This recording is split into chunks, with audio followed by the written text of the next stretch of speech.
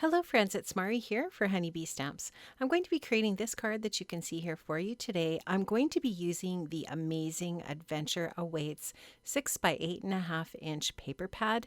This paper pad is absolutely stunning. I'm going to do a really quick flip through of the papers in this paper pad. There's some landscape sort of looking papers with really great different textures and patterns on the other side. Love that these papers are always double-sided. I think Honeybee Stamps just does an amazing job of their paper pads. You can see some of the other really gorgeous patterns and scenes that are created on these papers. And look at this one. I just love how this would coordinate beautifully with so many of the different products from this release. That wood grain one that looks like a slice of a tree, and look at all of these different floral and foliage pieces. This one here with the ovals and so many really fun patterns that are very unique. Now you do get two of each one of these different patterns that are in the paper pad, and you get a total of 24 sheets of paper in the paper pad. So that's really fantastic value and just really awesome. I love the weight of the paper in these paper pads as well. So I am going to be using some paper from this pad today for my project. In fact, I use a couple of different patterns for this card. I'm also going to be using the Sweet Stacks ovals and of course this gorgeous lovely layers water lily die set. There are so many dies as part of this set to create the most gorgeous layered water lily and bud, and then of course the Sweet Stacks ovals that can be used for so many different projects that you might be wanting to work on. I'm going to use this oval here, the oval die, to die cut out this oval shape that is in the paper pad. This is going to be part of the focal point for my card today, so I'm just going to go ahead and die cut that out, and then I'll use the next largest, which is actually the largest oval in the set, to cut out a piece of forest green cardstock to layer behind that foliage oval. I'm going to now go ahead and colorize my different cuts for my water lily. So what I did was I die cut these dies out from white cardstock, and then I just put them in order on my desk according to the layering guide that's provided by Honeybee Stamps. And I'm going to just go ahead and ink blend onto this white cardstock with some Distress Oxide inks. I'm using Kitsch Flamingo and Worn Lipstick for the blooms. I don't actually end up using the saltwater taffy. I had it out on my desk just in case I decided I wanted to use it, but I only use these other two tones of pink. So you can see here that I'm mostly concentrating the color on the areas that do have the line embossing on the paper. So when you die cut these, there are embossed lines as part of the die, and those are actually the parts of the bloom that will be exposed once everything is all layered. So when I do the colorizing, the ink blending on these pieces, I always focus my ink blending on those areas with the lines. So now I've started off with that Kitsch Flamingo, and I've added Kitsch Flamingo to all of the different die cut pieces. Now I'm going to go in with the Worn Lipstick and add a little bit of this really pretty corally pink over top.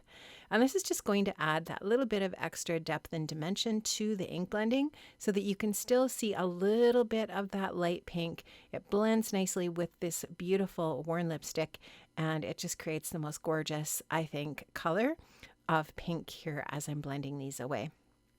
So I'm just going ahead using that clockwise and counterclockwise circular motion with my small ink blending brush from Honeybee Stamps. And I'm just going ahead and just using my brush to just go ahead and add that color in that way. Super easy to do and does not take long at all to add this color to your die cut pieces. I'm just using my Honeybee pick here, my craft tool, to help me pick these pieces up off of my silicone mat as I'm going through. And now I'm going to add a couple of tones of green. I'm going to be using pine needles and mowed lawn here for these smaller green pieces. And I think in certain instances I was thinking about adding some twisted citron. I don't think I did that, but I did just kind of stick with this mowed lawn and pine needles. I felt like these two colors just sort of did the trick.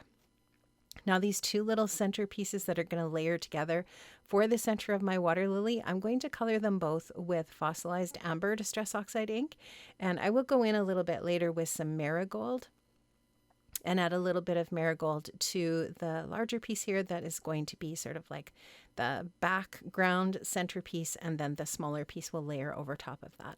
So just using that craft pick to help me hold those pieces in place. And now that I've got everything colored, I'm going to use thin foam adhesive squares. So these ones are not the thicker pieces. They're quite thin actually. So I am going to add dimension to my water lily, but it's going to be sort of like a manageable amount of thickness with these different pieces. So I'm just going to add that thinner foam adhesive onto the back of each one of these different die cuts, and then I'll go ahead and add these together. So going from the smallest to the largest, so kind of in reverse order that I did the ink blending. And here you can just see I'm using my tweezers to help me place these together. And this is just going to give just a really nice dimensional piece for the focal point for my card. So just adding those little foam adhesive bits onto each one of these, getting them placed. They're super easy to line up.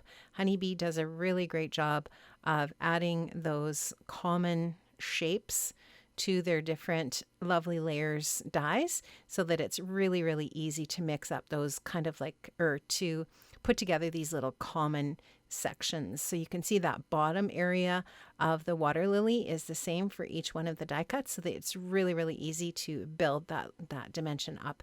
And I just love that. I think that's so beautiful. And now I'm also going to create the bud in just the same way. So I did the ink blending for the bud just the same as the larger bloom. So here you can just see I'm adding these on largest to smallest. So I started with that largest base piece, then went with the next smallest, and then so on and so forth. I'm just going to add these thin little pieces of foam as well to the bud and create the dimension in just the same way. And there is a little layering piece that goes underneath this, which I did with the green colors when I did the green. So I'm just going to add this little layering piece on the front of the bud. This is just the cutest little water lily bud. And here you can just see the little green bits. I'm just going to add those together.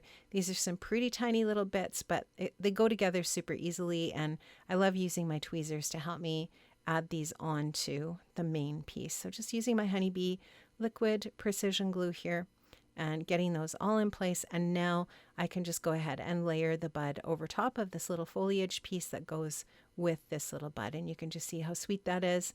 Super, super adorable. I'm just going to layer that like so. And then there is a stem also that is die cut from the dies that this can be layered onto as a stem for this sweet little bud. Now the water lily dies do have the lily pad as well. I didn't include the lily pad in my project today, so I didn't do the ink blending on the lily pad, but you will just see how I create that effective foliage here with that paper, patterned paper. So I'm just using a little bit of dried marigold for the larger centerpiece here. I'll layer the other one that I did earlier from the fossilized amber over top. So that's just going to create a little bit of contrast and color between these two pieces. And then I'll just add my liquid adhesive onto the back and find the spot where this goes onto the water lily. With my tweezers, I'll just go ahead and add that into the area where this is meant to go on the flower. So super, super pretty. Love those pinks and corals and yellow. Now this is another piece of pattern paper from that Adventure Awaits paper pad. I've trimmed that down to slightly smaller than 5x7. This is a 5x7 side folding white card base. And I'm going to just leave that little tiny bit of white margin on my card base, add that wood grain paper to the background, and now I'll start to assemble the other pieces. So I've got that forest green cardstock. Now I have that oval with the beautiful foliage pattern paper there.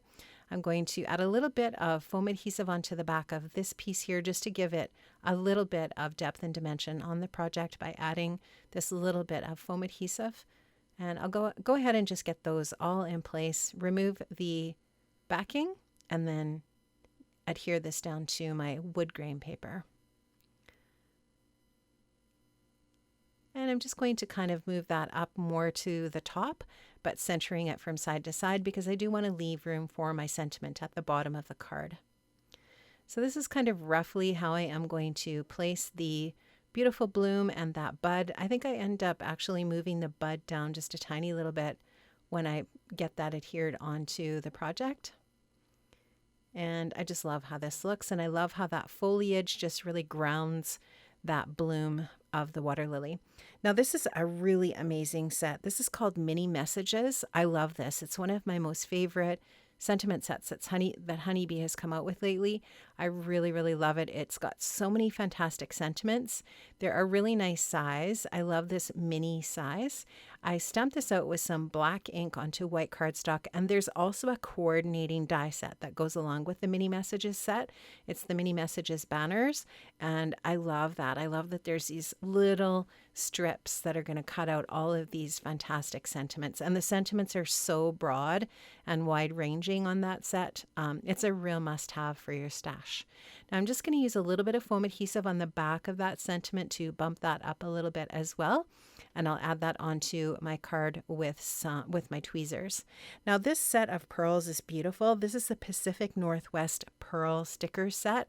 These are gorgeous. They are so pretty. And this really soft pearly green here is just the perfect addition for the colors on this card. So I'm just going to use my craft pick to pick these up off of that plastic backer. Of course, as per usual, the Honeybee stamp sticker, pearl stickers do have sticky on the back of them, which is great. You don't have to stick them down. And now I can just go ahead and grab a couple of more for the bottom area below the flowers and add those on as well. So I've got 5 of these little pearl stickers added onto my project. I really love how they look. I think that they're just really soft and pretty. And now I wanted to just add some white splatter. So I'm going to cover up some different areas. I'm covering up the sentiment, and I'm covering up those pearl stickers. I don't want any of the white splatter on those. And I'm just using a fine paintbrush here to go ahead and splatter this white splatter all over my card. I just wanted this as a little finishing touch, and this is really dimensional white splatter. I really like how it looks. Friends, that's my card for today. I hope you enjoyed. I've linked up to all of the products that I've used today in the description box below. Have an amazing day, friends, and I'll see you soon. Bye-bye.